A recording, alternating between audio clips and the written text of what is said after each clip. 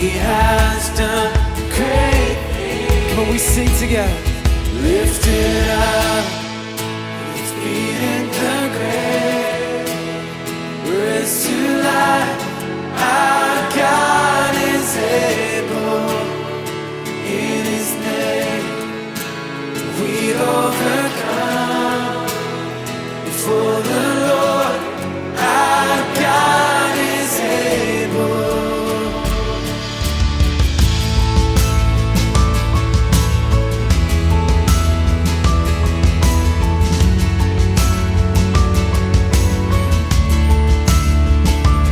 God is with us. Bonjour à tous, nous voici aujourd'hui réunis pour la deuxième étape de ce parcours avec Jésus. Alors la semaine dernière, nous avions réfléchi sur cette question, qu'est-ce que le règne de Dieu ou qu'est-ce que le royaume de Dieu? C'est le même mot dans la langue des évangiles. Eh bien, nous avions vu que le règne de Dieu se réalise d'abord dans le Christ. C'est lui le règne de Dieu en personne, comme ont dit certains théologiens. Il l'incarne, il est lui-même cette présence de Dieu sur la terre. Aujourd'hui, la deuxième question que nous nous posons, c'est de savoir de comprendre le rapport entre ce royaume de Dieu dont Jésus nous parle et l'Église. Alors, évidemment, les deux réalités, le royaume de Dieu et l'Église, coïncideront à la fin des temps, dans l'accomplissement. On peut dire que le royaume de Dieu, c'est là où Dieu régnera dans nos cœurs, dans nos vies, et c'est seulement à la fin des temps, dans l'accomplissement, que Dieu régnera sur tous ceux qui l'accueilleront. Et l'Église elle-même, c'est ce rassemblement dans lequel nous essayons de suivre le Christ et, avec lui, de cheminer vers ce règne de Dieu. Donc il y a bien un rapport entre le royaume de Dieu et l'Église. Et même certains théologiens, dans les siècles passés, ont affirmé que l'Église de la terre, c'est le royaume de Dieu sur la terre. Alors, on voit bien que cette coïncidence entre l'Église et le royaume de Dieu pose des problèmes. On ne peut pas affirmer comme ça, de but en blanc, que l'Église, c'est le royaume de Dieu et inversement. Il y a bien un rapport entre les deux. Vous savez que dans son livre Jésus de Nazareth, Joseph Ratzinger nous cite cette phrase d'un célèbre exégète, Alfred Loisy, qui avait écrit ceci: « Jésus annonçait le royaume et c'est l'Église qui est venue. » L'Église semble parfois décevante parce que finalement elle n'incarne pas dans sa réalité concrète ce royaume de Dieu.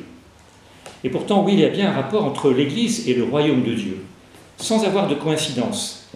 Le Concile Vatican II a essayé d'éclaircir cette question, parce qu'en effet, le royaume de Dieu déborde les frontières de l'Église.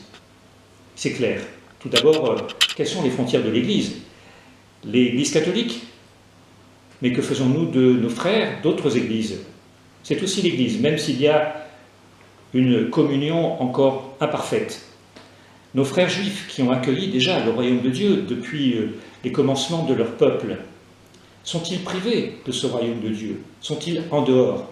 Et puis, le Saint-Esprit souffle où il veut, comme dit Jésus. Donc, le royaume de Dieu existe aussi dans chaque cœur qui accueille l'amour de Dieu, selon on a déjà perçu à travers sa religion. Ces religions sont mêlées de vrai et de faux, mais elles portent aussi de véritables trésors.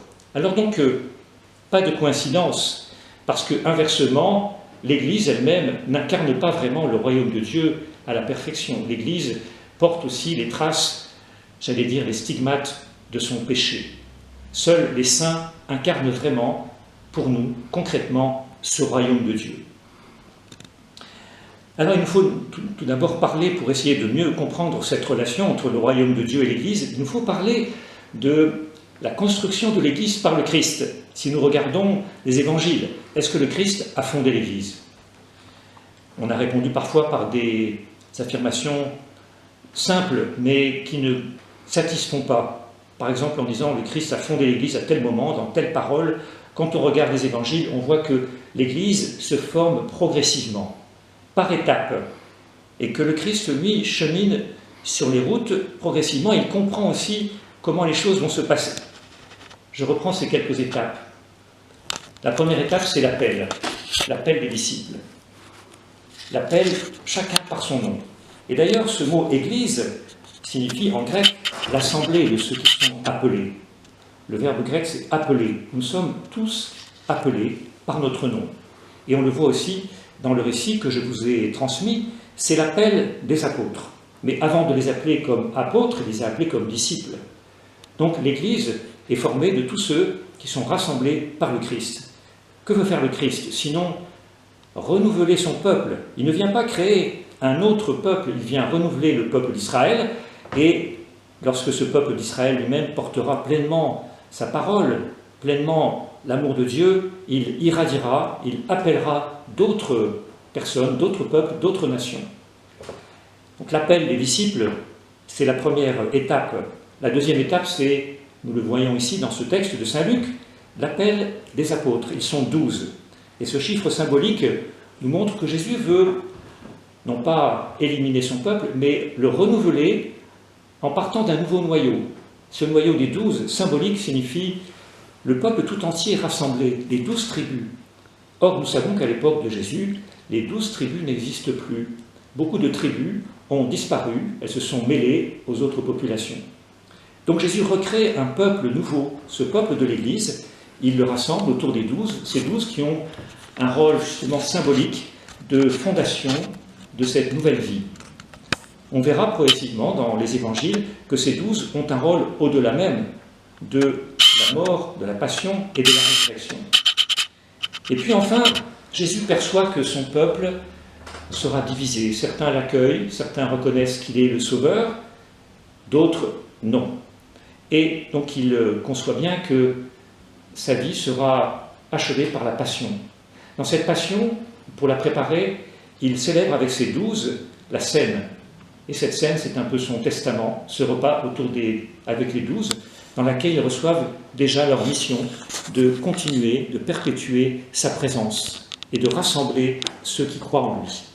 Et puis enfin, la dernière étape, bien sûr, c'est celle de la résurrection et de la Pentecôte, dans laquelle Jésus donne à ses disciples et à ses apôtres le don de l'Esprit Saint. L'Esprit Saint habite l'Église, il est un don, il n'est pas simplement une fulgurance, une simple touche que l'on reçoit.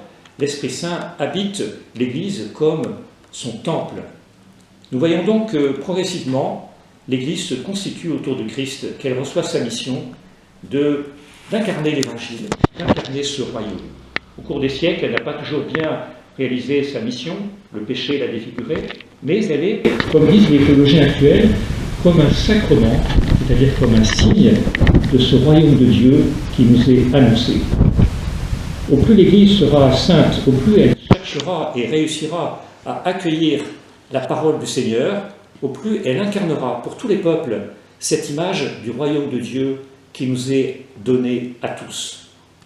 Alors en ce temps de l'Avent qui va commencer, eh bien nous sommes invités, nous aussi, à renouveler notre attente du royaume de Dieu. Je reprendrai pour terminer cette phrase du Notre Père, « Que ta volonté soit faite, que ton règne vienne ».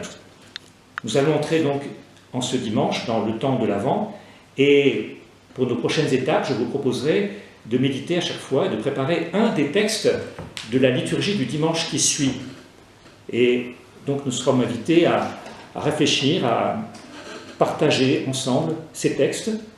Et puis nous célébrerons dans la joie le Seigneur qui vient.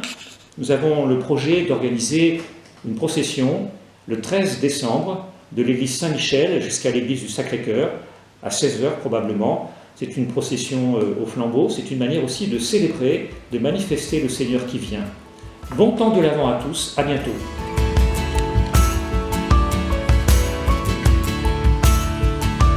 God is able.